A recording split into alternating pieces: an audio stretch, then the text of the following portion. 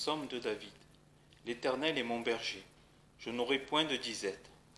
Il me fait reposer dans des pâturages herbeux, il me mène le long des eaux tranquilles.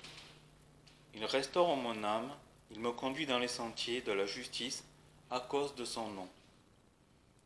Même quand je marcherai dans la vallée de l'ombre de la mort, je ne craindrai aucun mal, car tu es avec moi. C'est ton bâton et ta houlette qui me consolent. Tu dresses la table devant moi, à la vue de ceux qui me persécutent. Tu oins ma tête d'huile, ma coupe déborde. Oui, les biens et la miséricorde m'accompagneront tous les jours de ma vie, et j'habiterai dans la maison de l'Éternel pour l'éternité.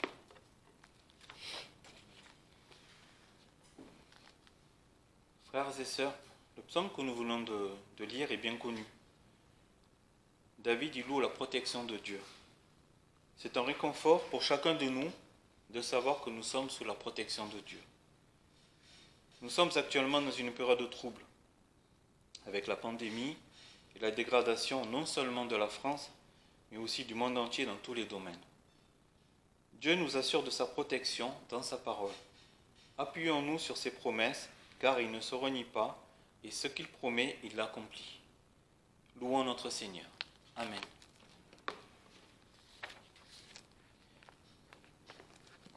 Nous allons poursuivre avec le cantique numéro 188.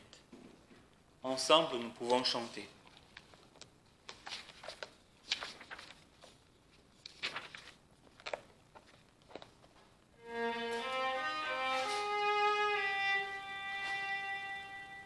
Ensemble. Ensemble, nous pouvons chanter. Ensemble, nous pouvons élever nos voix et adorer celui qui nous a réunis. Ensemble nous pouvons donner, ensemble nous pouvons porter nos fardeaux, nos joies et proclamer le mot que Dieu met dans nos vies. Ensemble, tous ensemble, nous pouvons montrer son amour au monde entier. Ensemble, nous pouvons chanter, ensemble, nous pouvons élever nos voix et adorer celui qui nous a réunis. Amen. Nous allons voir le verset du mois. Le verset du mois qui est Éphésiens chapitre 5, versets 10 et 11. Examinez ce qui est agréable au Seigneur, et ne prenez aucune part aux œuvres infructueuses des ténèbres, mais bien plutôt condamnez-les. Amen.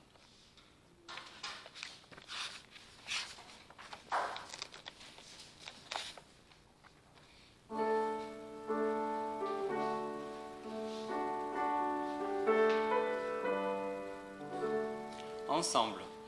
Divin Sauveur, toi qui viens sur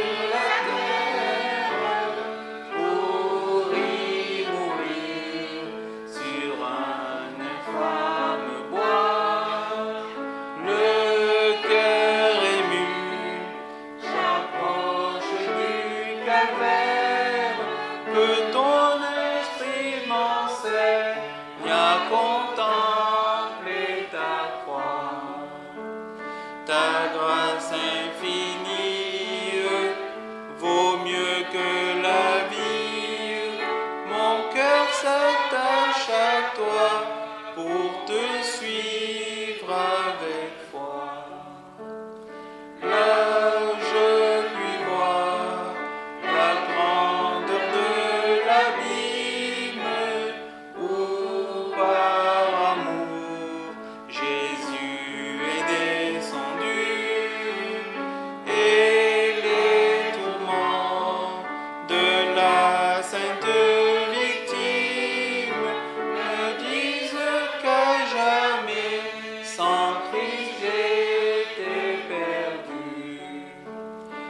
Ta grâce infinie vaut mieux que la vie. Mon cœur s'attache à toi pour te suivre avec foi. Mon seul refuge est dans sa meurtrissure. Là j'ai trouvé le pardon et la paix. Et sous le sang qui lava ma souillure, je fuis de tout péché, rester libre à jamais.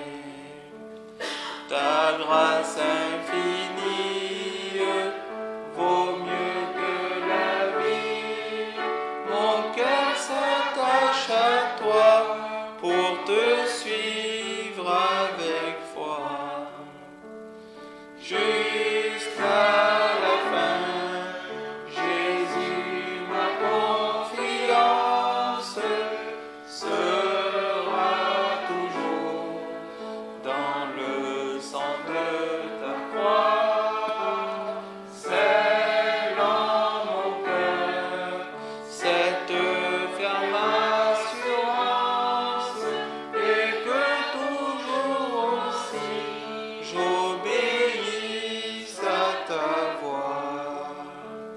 À toi je veux vivre, pour toi je veux vivre.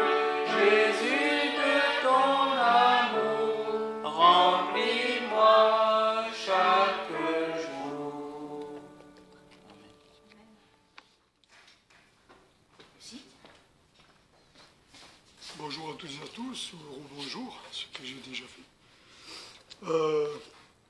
Ce matin, il y a un texte sur lequel nous allons porter notre attention. Et le message, en fait, l'intitulé, c'est les leçons du potier. Bon, je ne vais pas vous faire un cours de travaux manuels. L'école est finie, l'épreuve est finie. Petite parenthèse à ce qu'on a entendu juste avant, pour ceux qui ont des références de la chanson française.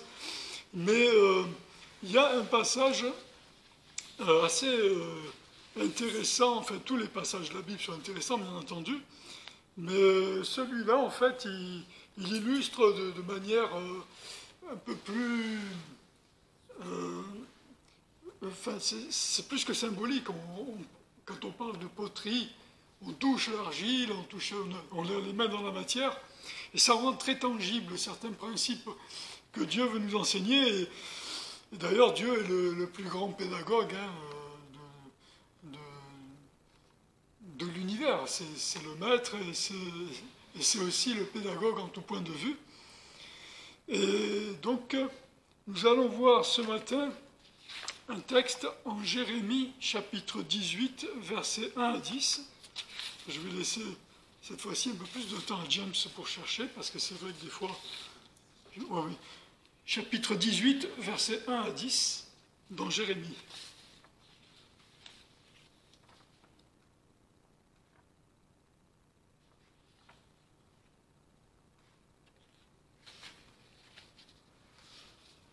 Voilà, ça correspond à ce que j'ai, c'est déjà pas mal pour un début. Alors avant d'aller plus loin, nous allons prier, si vous voulez bien. En effet, Seigneur Dieu, tu es celui qui... Tu es notre Maître, notre Sauveur et notre Dieu, et tu es aussi le pédagogue par excellence. Et à travers ta parole, eh bien, tu es toujours là pour nous enseigner, pour nous apporter cette lumière et cette intelligence que nous n'avons pas du fait de notre nature déchue. Et tu es là aussi pour nous apprendre et nous édifier. Aussi, te demandons ce matin de nous ouvrir ta parole par ton esprit. Pensons aussi aux frères et sœurs qui ne sont pas là, à ton serviteur Didier et sa famille. Nous te remercions de l'avoir, du fait que l'Église l'ait parmi elles, et te remercions pour toutes les bénédictions qui en découlent. Et te demandons de bénir chacun en particulier, ainsi que cette assemblée ce matin. Au nom de Jésus. Amen. Alors on va lire le passage. Ce sera plus facile à lire sur le tableau que sur ma feuille, et du fait de ma vue qui commence à baisser. La parole qui fut adressée par l'Éternel à Jérémie en ces termes, lève-toi et descends dans la maison du potier, et là je te ferai entendre mes paroles. Je descendis donc dans la maison du potier, et voici il travaillait sur son tour. Et le vase qu'il faisait avec l'argile qu'il tenait en sa main fut manqué. Et il en refit un autre vase, comme il lui sembla bon de le faire. Alors la parole de l'Éternel me fut adressée en ces mots. Maison d'Israël, ne puis-je pas agir envers vous comme ce potier, dit l'Éternel. Voici, comme l'argile est dans la main du potier, ainsi vous êtes dans ma main, maison d'Israël. Au moment où j'aurai parlé d'une nation, d'un royaume pour arracher, pour démolir et pour détruire, si cette nation dont j'aurai parlé revient de sa méchanceté, je me repentirai aussi du mal que je pensais lui faire. Et au moment où j'aurai parlé d'une nation, d'un royaume pour édifier et pour planter, s'il fait ce qui est mal à mes yeux et n'écoute point ma voix, je me repentirai aussi du bien que j'avais dit vouloir lui faire. Merci. Et là, évidemment, on peut essayer de se mettre dans l'esprit de Jérémie, le prophète. Qu'est-ce qui va se passer dans cette maison du potier? Bon, c'est Dieu qui l'appelle à aller dans ce lieu. C'est un Dieu quand même qui est assez particulier, hein, et inattendu, parce que Dieu n'appelle pas les gens dans des ateliers ou dans des manufactures. Mais, évidemment, vous l'avez, on va un petit peu, évidemment, le voir en détail, mais il y a un grand principe qui ressort de ce passage, c'est que Dieu peut se laisser fléchir par la Bible, ici il est question de nation, ou d'une personne, qui, par exemple, eh bien, est dans une mauvaise voie et qui se repent, et Dieu, à ce moment-là, peut la bénir et peut la sauver et la bénir. Et à l'inverse, eh bien, une personne peut perdre sa bénédiction et peut même tomber sous le jugement de Dieu. Et ça, c'est quelque chose qui nous... je ne dirais pas que c'est une épée de Damoclès, parce qu'on ne vit pas avec cette crainte que le jugement va s'abattre sur nous à tout moment, mais on sait très bien qu'on peut exaspérer Dieu, et que, comme le frère Baughman disait, c'est le mari de Linda Baughman, qui est décédée, il disait, quand le cou est trop raide pour regarder vers Dieu en haut, ben Dieu est obligé quelquefois de mettre la personne allongée. Bon, c'est une image humaine pour illustrer le fait qu'on peut écourter tout simplement notre vie sur Terre, parce que notre témoignage n'est plus est totalement négatif. Et ça, c'est un point sur lequel nous devons faire attention et nous garder. Alors on va un peu après développer. En fait, comme ce passage l'indique, c'est Dieu, en fait, qui est le potier. Là, en l'occurrence, c'est vrai que quand on en reste aux premières lignes, au premier verset, on se dit, on ne comprend pas. On est un peu désemparé. Comment on appelle un prophète et finalement, au lieu de voir une œuvre s'accomplir, eh bien, on voit ce potier qui loupe son œuvre, bon, son œuvre ou son travail en tout cas. Et la Bible nous rappelle que, eh bien, il fut manqué et il en refit un autre vase comme il lui sembla bon de le faire. Alors tout ça, évidemment, c'est des leçons pour nous, parce qu'effectivement, nous ne sommes pas irremplaçables. On peut lire aussi, on va poursuivre après dans cet axe-là, Ecclésiaste chapitre 3, verset 11.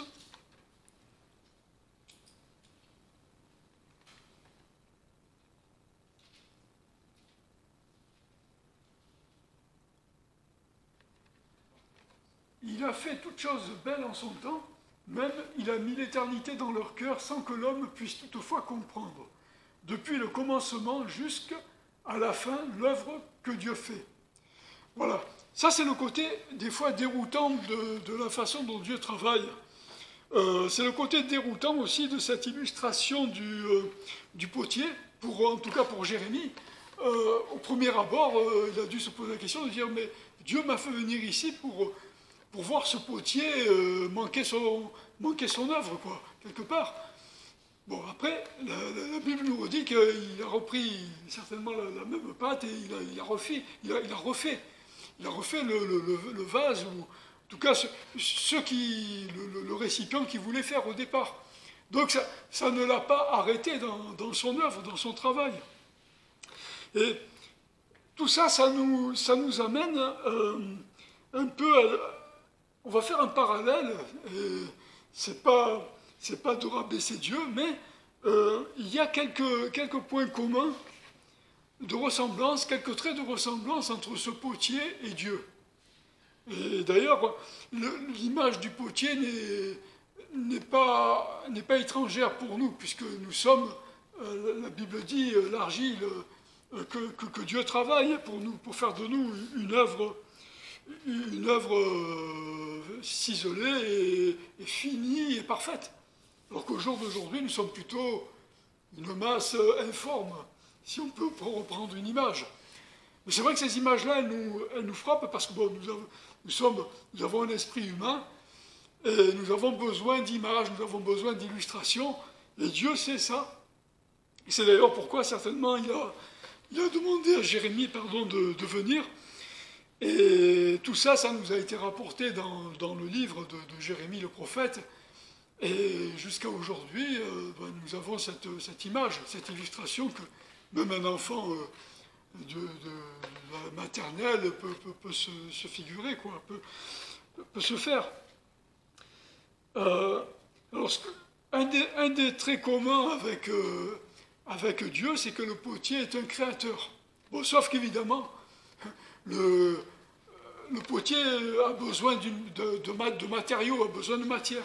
Dieu est le créateur, à partir de rien, il crée. Donc, et puis il crée de manière parfaite. Bon, et puis, je dirais, la comparaison, elle ne se tient pas, je dirais, on peut pas, mais c'est simplement des traits de ressemblance comme ça, vagues, mais qui nous parlent à nous. Et donc, le potier est totalement souverain sur la matière sur laquelle il travaille. Et ça aussi, on n'a pas, jusqu'à aujourd'hui, entendu l'argile se plaindre de la main du potier. L'argile, c'est une matière inerte qui se laisse faire, et il n'est pas question que l'argile se révolte entre les mains du potier. Bon, elle ne peut pas d'ailleurs. Et nous sommes cette argile-là, mais par contre, nous avons souvent matière à rouspéter et finalement entraver le travail du souverain potier, si je puis dire. Et le rôle de l'argile, en fait, c'est de se laisser façonner. Bon, évidemment, si l'argile tombe entre les mains d'un potier débutant ou d'un mauvais potier, vous imaginez, quoi.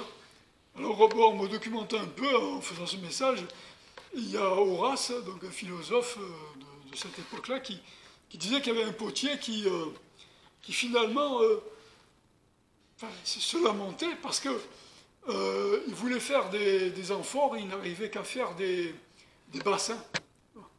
Bon, manifestement, ce n'était pas son domaine de prédilection, la poterie, quoi. Et donc, ce potier aurait dû peut-être changer de branche, quoi. Mais on parle là d'un potier qui connaît son métier, qui connaît son travail, qui a été formé. Et ça prend du temps parce que c'est vraiment un métier. Bon, il faut avoir un bon cerveau déjà, je pense. Et manuellement, il faut que les mains suivent ce que le cerveau commande de faire. Si vous avez deux mains gauches, deux bras cassés, bon, n'essayez pas. Évitez les travaux manuels dans ce cas, parce que vous pouvez blesser même celui qui est à côté de vous. Non. Ça, c'est rédhibitoire, comme dirait l'autre.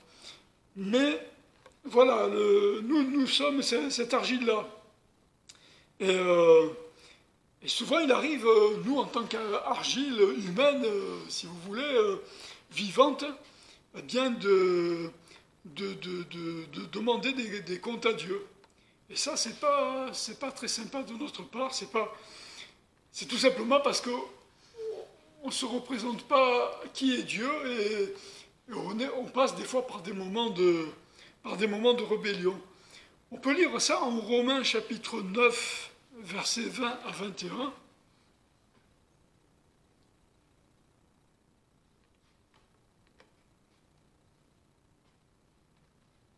Mais plutôt ô homme, qui es-tu, toi, qui contestes avec Dieu?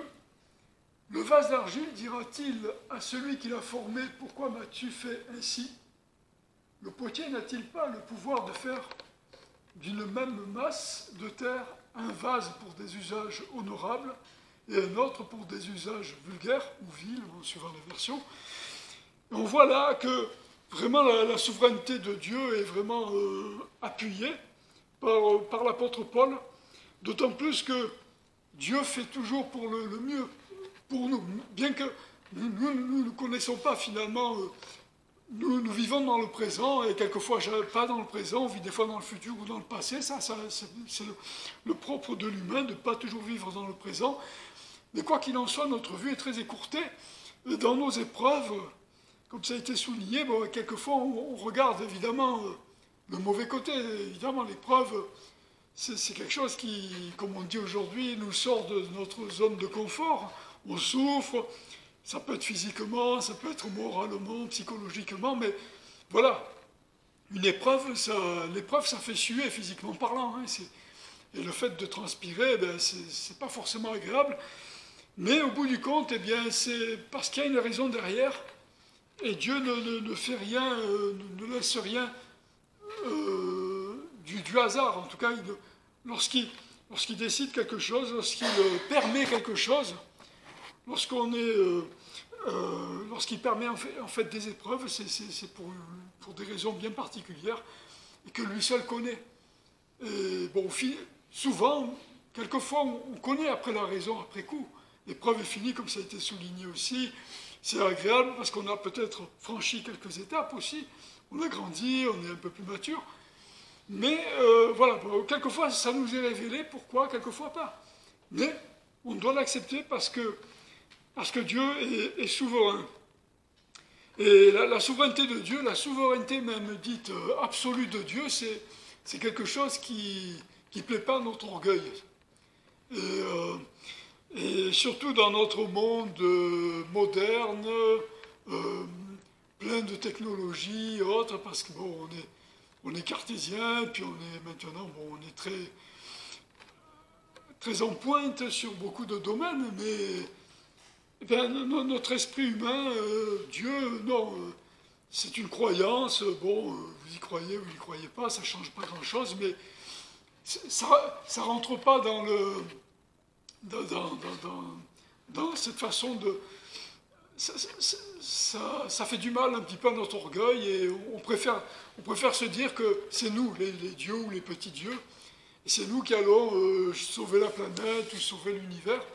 Mais surtout, on ne veut pas entendre parler de Dieu, ou en tout cas de quelqu'un de souverain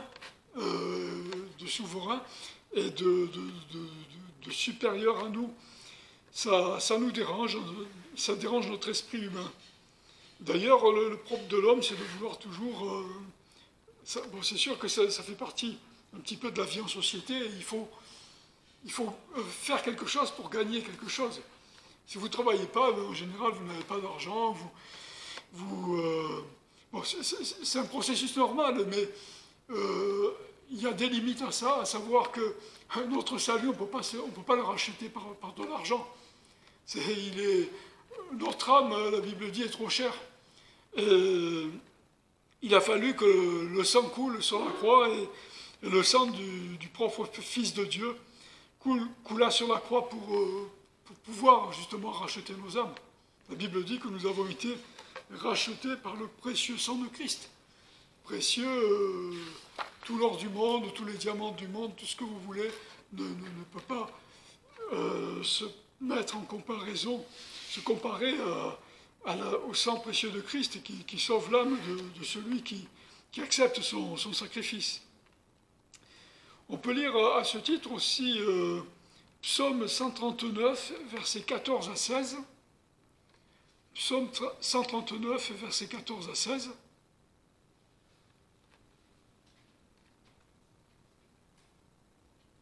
Merci. Je te loue de ce que j'ai été fait d'une étrange et merveilleuse manière. Tes œuvres sont merveilleuses et mon âme le sait très bien. Mes os ne t'étaient point cachés lorsque j'étais formé dans le secret, ouvré comme un tissu dans les lieux bas de la terre.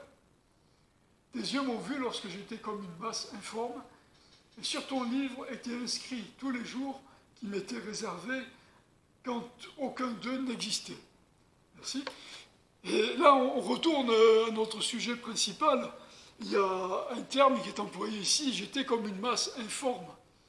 Et on retrouve là les mains du souverain potier, si vous voulez, qui nous a formés, nous tous ici. Et c'est vrai que c'est un mystère, parce que on a beau étudier le corps humain, ou tout ce que vous voulez, on rentre toujours dans l'infiniment petit, et on n'a pas fini de découvrir des choses, et on s'aperçoit que finalement on ne connaît pas grand-chose. C'est comme quelqu'un illustrait le fait que, voilà, vous êtes à l'école primaire ou troisième, vous avez quelques rudiments, vous pensez que vous connaissez tout, et plus que vos parents. Vous passez le bac, bon, ça commence, vous dites quand même, bon, il y a des choses qui... Puis vous faites des études supérieures, vous vous apercevez que vous ne comprenez rien, enfin, on ne sait pas grand-chose finalement. Et plus, ça c'est un principe hein, qui a été vérifié, c'est que plus on avance dans la connaissance, là je parle de vraie science, hein, et tout en étant honnête évidemment, ben, on se dit que finalement, eh bien, ça nous rend plus humbles qu'au départ, parce qu'on se dit finalement, on découvre, on s'aperçoit qu'on n'a encore pas, on a fait que survoler le bord d'un océan, comme quelqu'un a dit. Et de fait, ça nous ramène eh bien, à l'essentiel, au fait que, voilà, il y a eu un créateur derrière tout ça, et c'est vraiment lui faire injustice que de dire tout ça, c'est le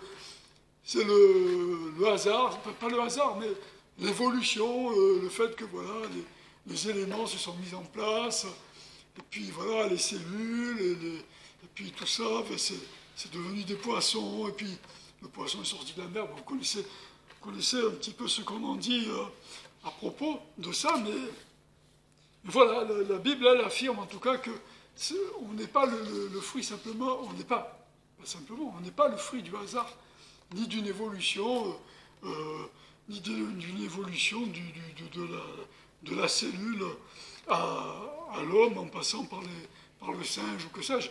Voilà. Et là, voilà, le potier est un créateur comme Dieu est un créateur. On le voit là de manière même assez imagée dans cette partie du psaume 139 que nous venons de lire. J'étais comme une masse informe, mais c'est toi qui m'as créé, qui m'as ouvré. Donc on voit le travail presque, je dirais, manuel du souverain potier. Un autre trait commun du potier avec Dieu, c'est que voilà, nous l'avons vu aussi ici dans ce passage, c'est que l'œuvre du potier existe dans son esprit avant qu'elle ait vu le jour. Il y a d'abord une démarche, je dirais pas intellectuelle, peut-être c'est trop fort, je ne sais pas, mais une démarche mentale pour s'imaginer un petit peu vers quoi on va tendre, le but, en fait, le résultat de ce travail. Bon, c'est un peu comme dans les entreprises, vous avez un bureau d'études, et il y a ce qu'on appelle un cahier des charges. Et avant même que les ingés ou les techniciens se mettent au travail, déjà on sait vers quoi on va. On étudie la faisabilité aussi, si c'est faisable, si économiquement parlant ou techniquement c'est faisable, mais après on essaye de satisfaire le client qui a passé commande d'un produit. Ça peut être une lessive, ça peut être un produit, ça peut être une voiture, ou enfin, plutôt une machine-outil ou n'importe quoi. Bon, une voiture aussi, parce que bon, après c'est les constructeurs qui ont qui prennent leurs décisions, en tout cas sur ce que la voiture doit être, par rapport à la concurrence, souvent, évidemment. Bon, ça c'est le jeu de la concurrence. Mais il y a toujours au départ une démarche derrière qui est souterraine, qu'on ne voit pas. Et Dieu, en fait, dans ses pensées, d'ailleurs des commentaires le disent, hein, nous on est des êtres finis, on a notre date de naissance, nos jours sont comptés, hein, comme dit le psalmiste, et avant même qu'un Dieu n'était là, enfin, avant même de commencer notre vie, nos jours sont comptés. Mais dans la pensée de Dieu, nous étions dans ses pensées de toute éternité. Ça aussi, c'est quelque chose qui est difficile pour nous de se représenter, parce qu'on est des êtres finis, hein, et se représenter un Dieu infini, c'est pas possible. On est dans notre finitude et on est limité. Mais voilà, il y a cette démarche, et dans les pensées de Dieu, nous étions déjà là, bien que nous n'existions pas, bien que nos parents, pas grands-parents, il n'y a pas grands-parents, etc., n'étaient pas là, bien que nos aïeux n'étaient même pas nés, bien nous étions dans les pensées de Dieu. Lorsque le potier se met au travail, il sait exactement vers quoi il va. Il a une idée précise, une représentation fine de l'œuvre à laquelle il s'attelle. Dans son esprit, l'œuvre existe déjà. La Bible nous parle beaucoup de desseins cachés de Dieu. Nous avons le privilège de vivre dans la période que la Bible appelle les temps de la fin. Depuis la venue de Jésus, le projet caché de Dieu a été révélé. Nous comprenons ce que Dieu avait en vue. Non seulement le choix et le salut d'un peuple, mais la constitution à travers lui d'un peuple constitué d'hommes et de femmes rachetés de toutes les nations. Vous voyez la démarche de Dieu, c'est que Israël avait cette mission d'évangéliser le monde, évidemment. Bon, que ce soit Israël, ça aurait pu être une autre nation, ils ont échoué parce que ce sont des êtres humains faillibles. Et de fait, après l'évangile s'est propagé dans toute la terre, enfin, aux quatre coins de la terre. Et ça, c'était dans la pensée de Dieu. Nous n'aurions jamais pu imaginer cela. Même ne serait-ce qu'imaginer qu'un Dieu, en la personne du Fils, vienne mourir sur une croix en tant que simple homme, verser son sang et ressusciter après. Non, c'est quelque chose qui dépasse et qui dépassait nos pensées. On peut lire à ce titre Éphésiens chapitre 1, versets 8 à 11. Éphésiens chapitre 1, versets 8 à 11. Qu'il a répandu sur nous abondamment par toutes sortes de sagesse et d'intelligence, nous ayant fait connaître le mystère de sa volonté, selon le dessein bienveillant qu'il avait auparavant résolu en lui-même, et qui devait réaliser à l'accomplissement des temps, à savoir de réunir toutes choses en Christ, tant ce qui est dans les cieux que ce qui est sur la terre. C'est en lui aussi que nous sommes devenus héritiers, ayant été prédestinés d'après le décret de celui qui opère toutes choses selon le dessein de sa volonté. Je crois que oui, on arrêtait là. Merci. De fait, voilà. Ça, c'était le dessein caché de Dieu. Nous, aujourd'hui, nous avons le beau rôle, si je puis dire. On a la Bible qui a été rédigée, les évangiles, les prophètes, etc. Et on peut dire, oui, effectivement, c'était prévu, voilà, dans la prophétie, le Christ devait venir, il devait souffrir, etc. Mais, parce que maintenant, ça nous est révélé, bon, ça saute à nos yeux, si on peut parler comme ça. Mais à l'époque, aucun homme n'aurait pu dire ce qui allait se passer. Mais, dans la pensée de Dieu, comme dans la pensée, pour en revenir à l'illustration du potier, eh bien, le projet était déjà finalisé dans son esprit et il allait le finaliser de manière tangible, si on peut dire ça aussi comme ça, de manière à ce que ce soit aussi opérationnel pour nous. Ça, c'est... Vous imaginez, entre le moment en Genèse où l'homme a chuté et où Dieu a dit,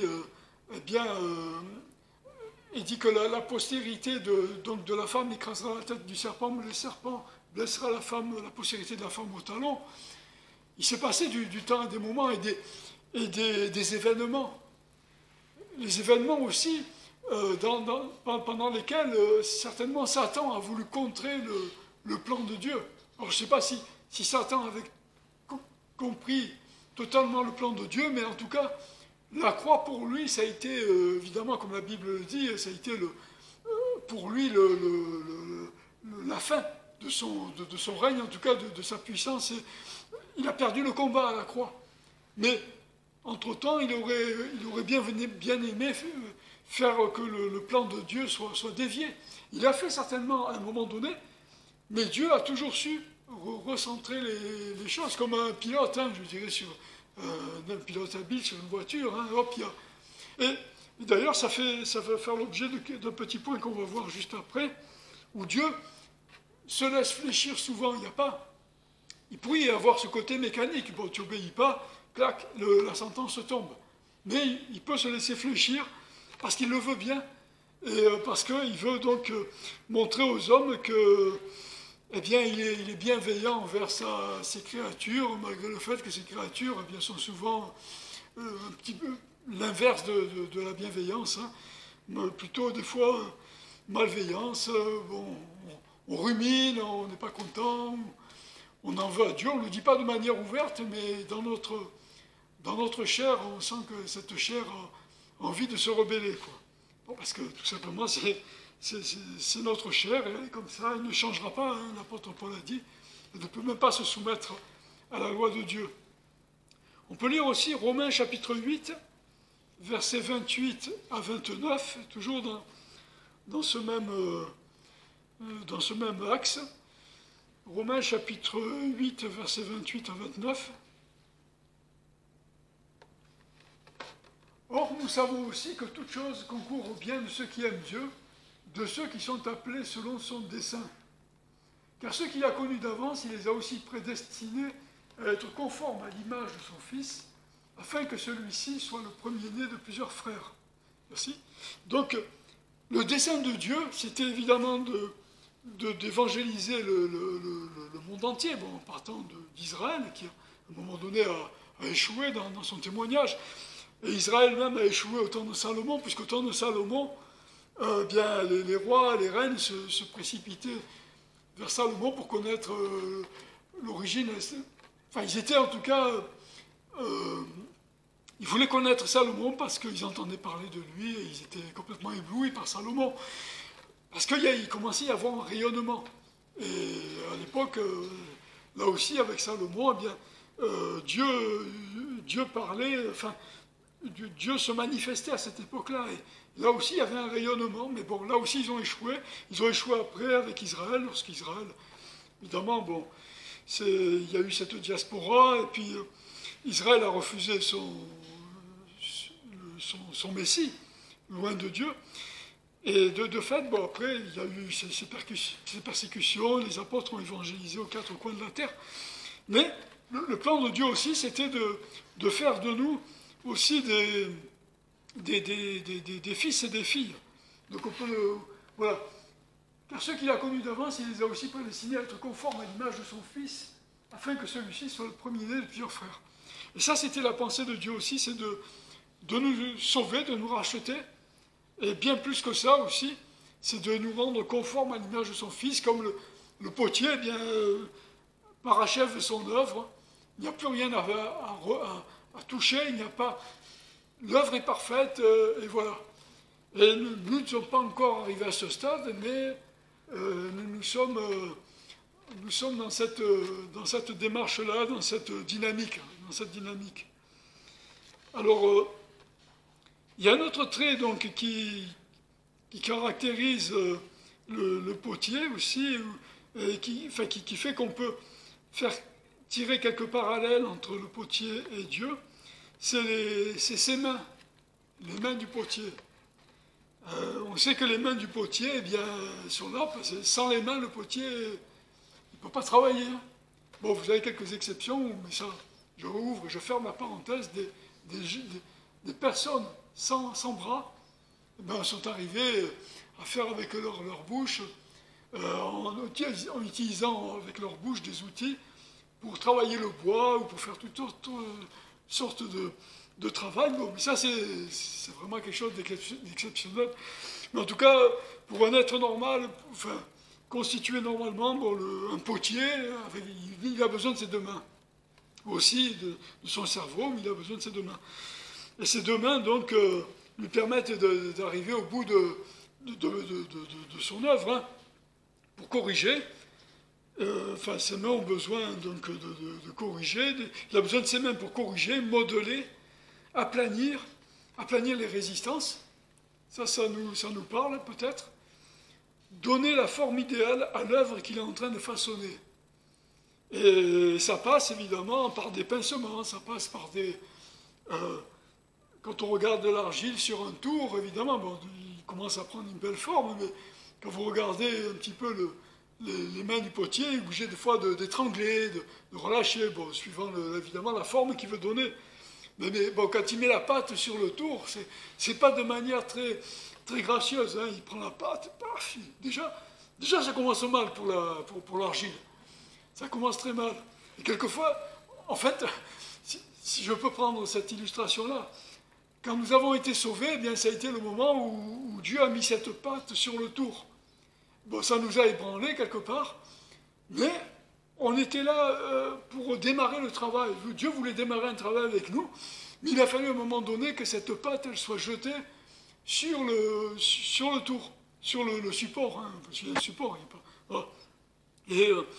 Et ça, voilà, c'est un peu violent au départ, et nous avons certes, pour être sauvés, il faut vraiment bien se repentir, accepter le fait qu'on est mauvais, qu'il n'y avait qu'un sacrifice sanglant qui pouvait nous sauver, le sacrifice sanglant de son Fils Jésus-Christ. Et il fallait pour ça qu'on mette sa confiance en ce sacrifice et que on passe par cette repentance qui nous a amenés à nous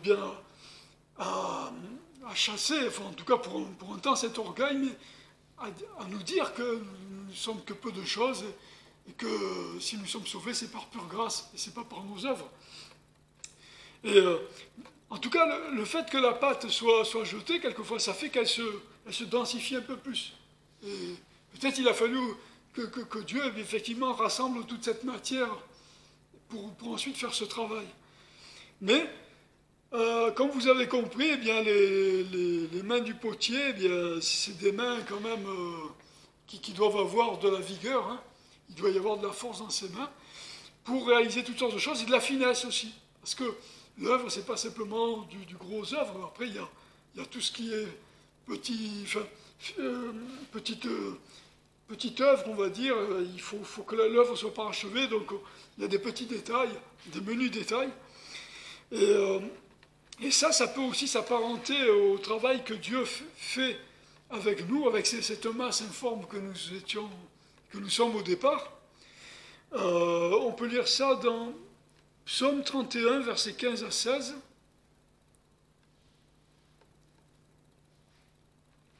Psaume 31, versets 15 à 16. Mais moi, Éternel, je me confie en toi, j'ai dit, tu es mon Dieu. Mes temps sont en ta main. Délivre-moi de la main de mes ennemis et de mes persécuteurs. Alors, il y a cette main qui est... bon, évidemment, c'est une image, mais c'est une manière de vraiment nous représenter les choses. Parce que la main de Dieu est là, elle est là pour nous protéger aussi. Plusieurs fois, enfin, dans la Bible, la main est récurrente, la main de Dieu. Elle peut châtier, on va le voir, elle nous protège aussi. Donc la main de Dieu agit dans tous les sens du terme, pour punir, pour châtier, pour protéger. Jésus a dit que nous sommes dans la main du Père, que nous sommes dans sa main et que nous sommes aussi dans la main du Père. Ça rend compte aussi le fait que notre salut, personne ne peut nous ravir de sa main. La Bible dit, voilà, pour résumer, de fait, la main de Dieu est puissante. On peut lire aussi Psaume 32, verset 4. Psaume 32, verset 4. car jour et nuit ta main s'apesantissait sur moi, ma vigueur se changeait en une sécheresse d'été. C'est David qui parle ici, enfin qui a écrit ce psaume, en tout cas le verset dans ce psaume. Et là, certainement, il fait référence à son péché, quand il a lourdement chuté. À un moment donné, bon, il a été dans la dissimulation, mais il sentait que Dieu n'était pas du tout d'accord avec sa façon de faire. Et en tout cas, il a ressenti de cette manière-là que la main de Dieu s'apesantissait sur lui. Effectivement, le potier, quelquefois, il peut aussi y avoir une main pesante sur ça. Parce que vous imaginez le travail qu'il y a à faire. Bon, si la masse est plus importante, évidemment, il y a encore plus d'efforts, plus de travail à faire. Mais voilà, mais dans le principe, il faut qu'il y ait de la pression, il faut qu'il y ait de la force. Cette force, elle est là pour corriger, pour donner de belles courbes.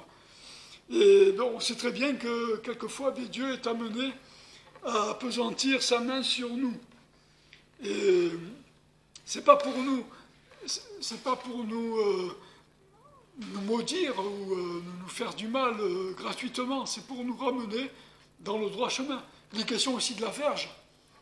Bon, la verge, c'est pas non plus agréable d'entendre parler de verge, parce que souvent c'est pour donner quelques coups, mais voilà, bon, il y a la houlette aussi, bon, ça c'est un peu autre chose, mais c'est des instruments qui ne sont pas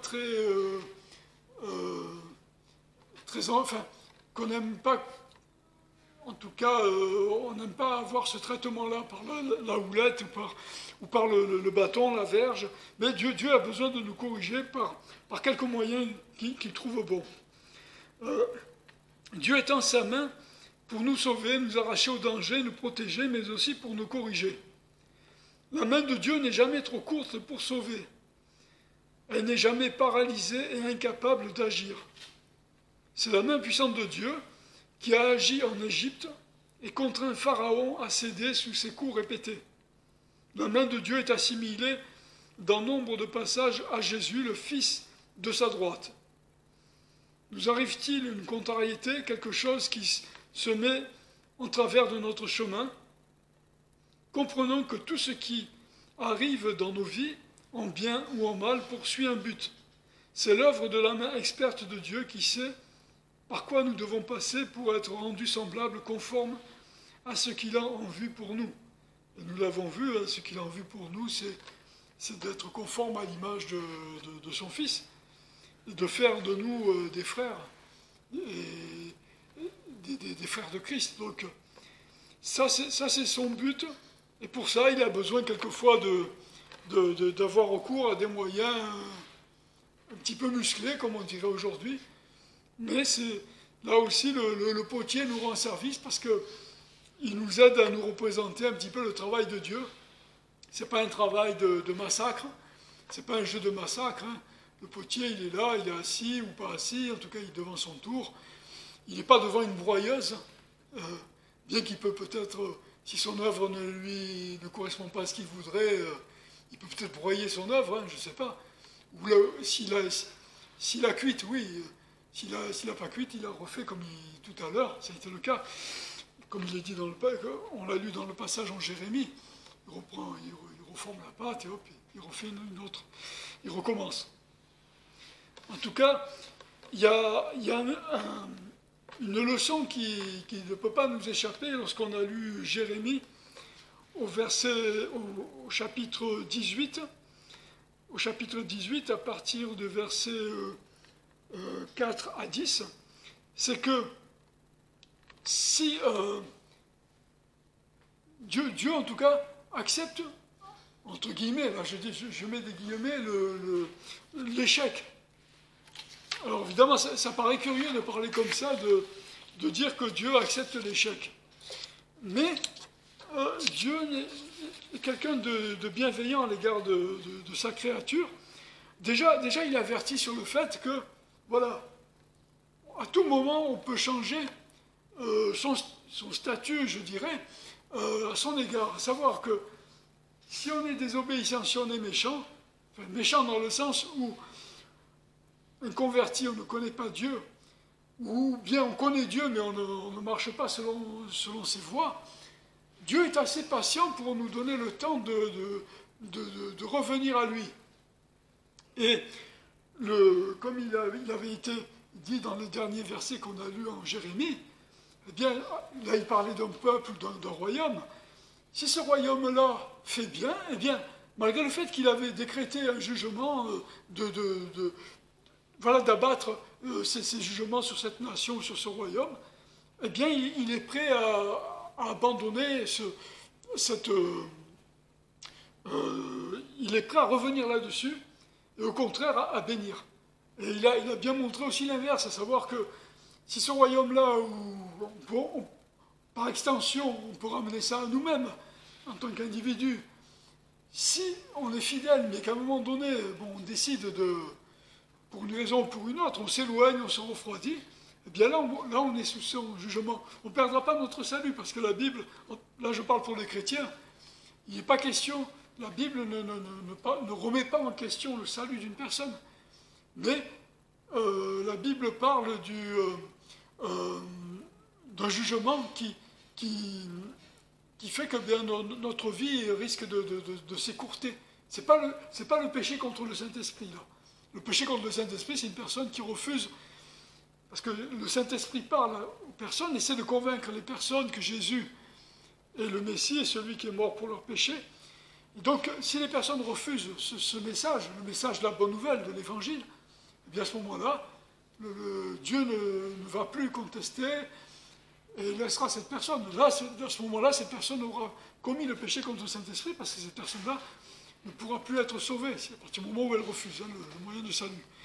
Mais pour le chrétien, c'est différent, parce qu'il ne perd pas son salut, mais il perd des bénédictions et il peut mener une vie misérable, quoi, tout simplement.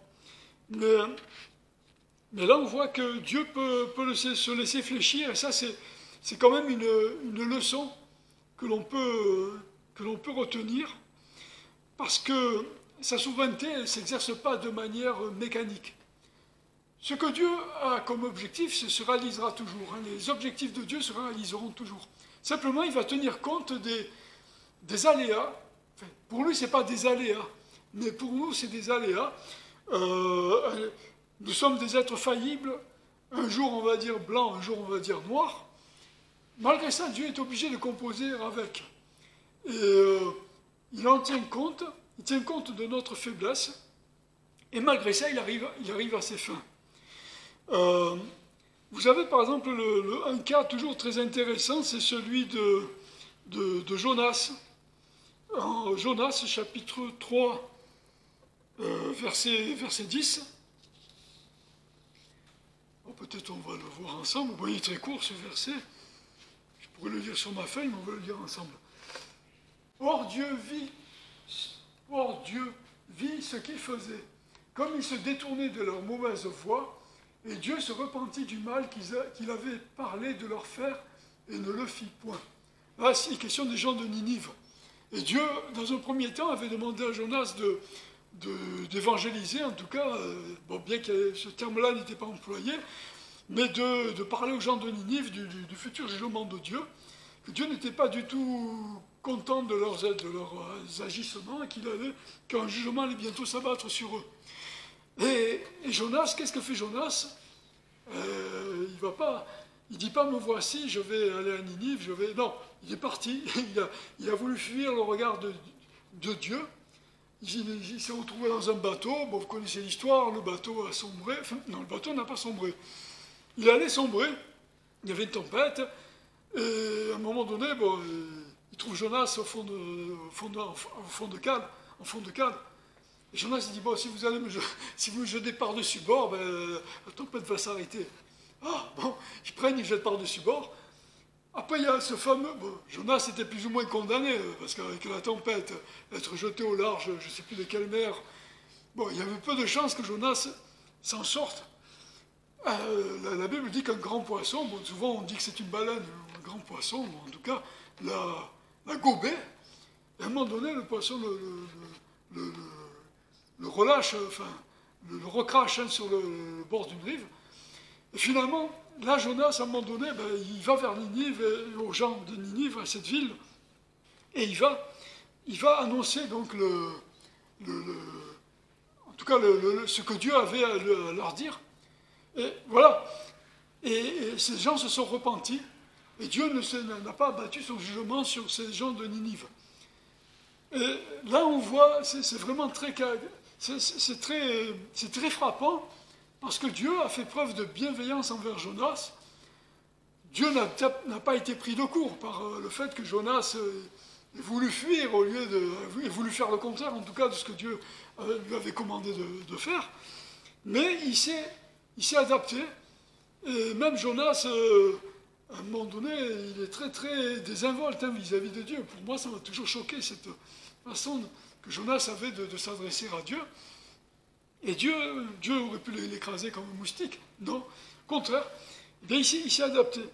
Et ça, c'est très caractéristique, parce que Dieu utilise des hommes faillibles, et réalise en tout cas toujours ses plans.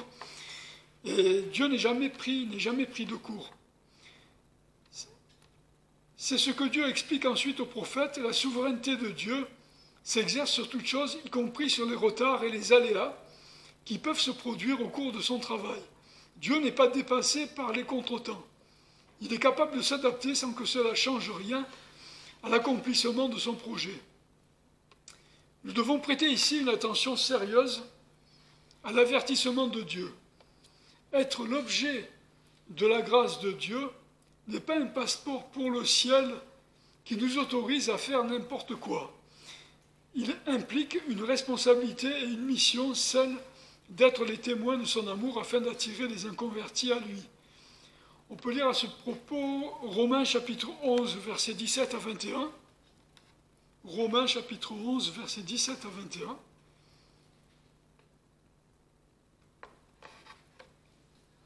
Mais si quelques-uns des rameaux ont été retranchés, et si toi, olivier sauvage, as été hanté à leur place, et a été fait participant de la racine et du sucre de l'olivier, ne te glorifie pas aux dépens des rameaux. Toutefois, si tu te glorifies, sache que ce n'est pas toi qui portes la racine, mais que c'est la racine qui te porte. Tu diras, les rameaux ont été retranchés afin que moi je fusse hanté. Fort bien, ils ont été retranchés à cause de leur incrédulité, mais toi tu subsistes par la foi, ne t'enorgueillis point, mais crains. Car si Dieu n'a point épargné les rameaux naturels, prends garde qu'il ne t'épargne pas non plus. Merci. Et là, en fait, il s'agit une partie d'Israël est tombée, la Bible dit, mais il reste quand même l'olivier franc, enfin la racine, le tronc, si vous voulez. Et nous, on a été greffés là-dessus. Et là, la Bible nous met en garde de ne pas nous enorgueillir, de ne pas en tout cas penser que nous sommes quelque chose ou quelqu'un, de marcher comme un cantique qui était d'ailleurs tiré d'un psaume, de marcher humblement avec notre Dieu. Et ça, ce doit être un trait de caractère qui doit nous caractériser par définition. Donc, ici, Dieu n'est jamais pris de court. D'ailleurs, il y a quelques images qui ressortent de la Bible, à savoir que Dieu créa les cieux et la terre. La terre était informe et vide, la Bible nous dit. Puis Dieu a travaillé de ses mains pour qu'il en sorte quelque chose de magnifique. Après, Dieu a dit, c'est très bon. Donc, la Genèse décrit plusieurs étapes de la terre, enfin, de comment elle est née, comment Dieu a fait les choses. Et puis, on voit très bien qu'à partir de quelque chose d'informe et vide, ça nous ramène encore à cette image de l'argile, Dieu en a fait quelque chose de merveilleux. Bon, après, il y a eu la chute, évidemment, et même encore au jour d'aujourd'hui, avec cette nature qui souffre, avec cette terre qui est polluée, voilà, il y a des coins, il y a des endroits à couper le souffle, même si on ne voit qu'une partie de la beauté de ce que pouvait être la nature au départ.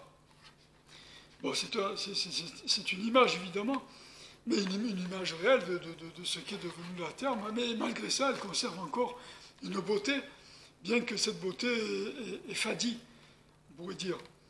Il y a aussi l'image, comment Dieu agit, et là aussi, il n'est jamais pris de court.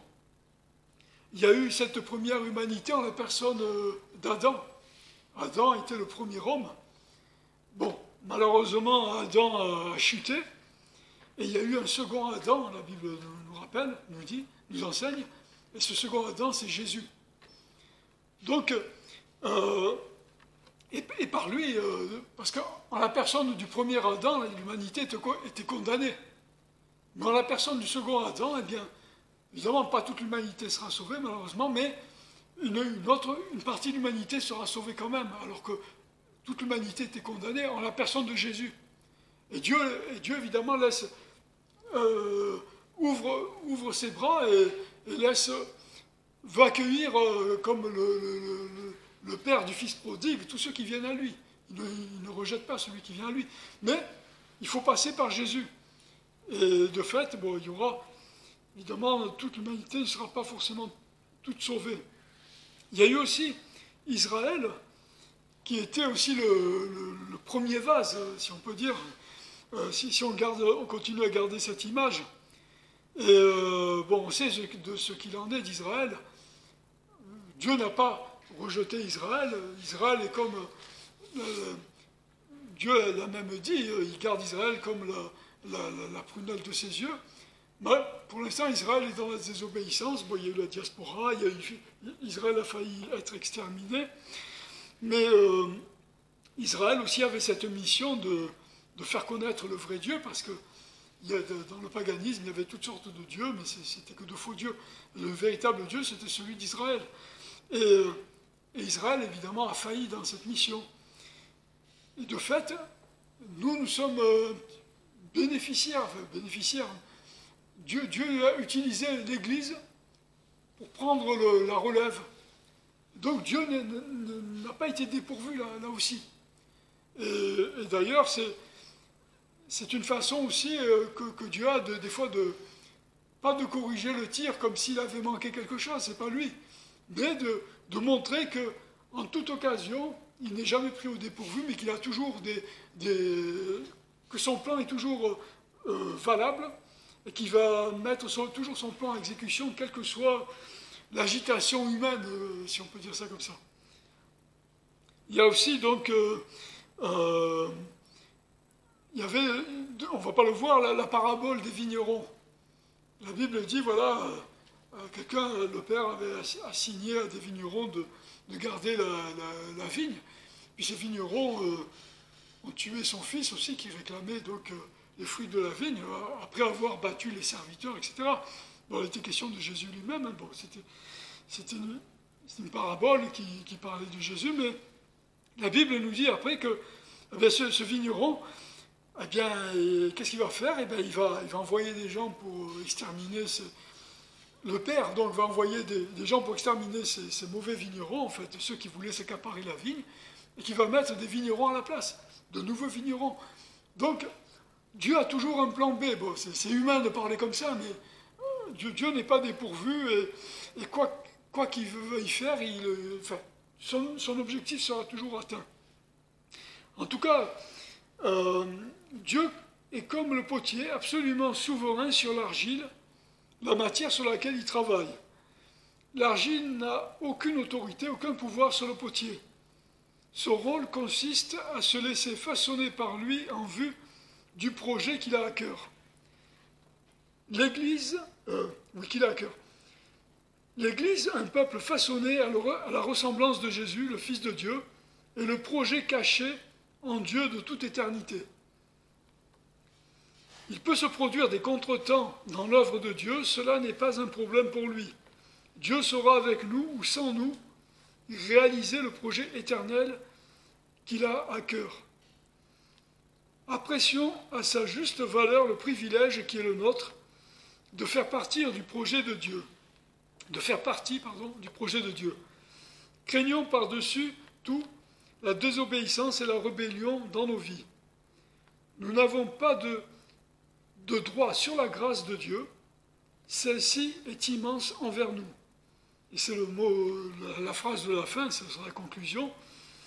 Réjouissons-nous de tout notre cœur et souvenons-nous que ce que Dieu cherche à faire dans nos vies est toujours le meilleur pour nous.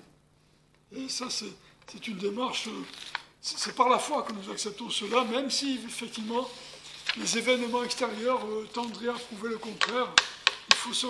Il faut savoir que Dieu fait toujours le meilleur pour nous. Je vous remercie de votre attention.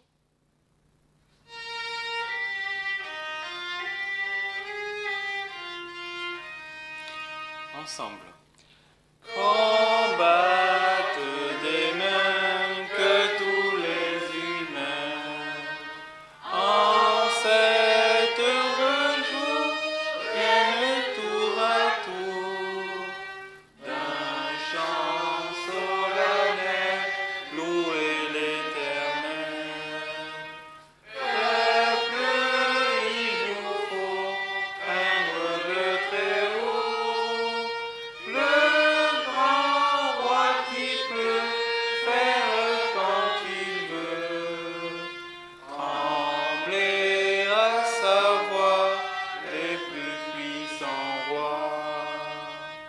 Par son grand pouvoir, il nous fera voir les peuples soumis et nos ennemis.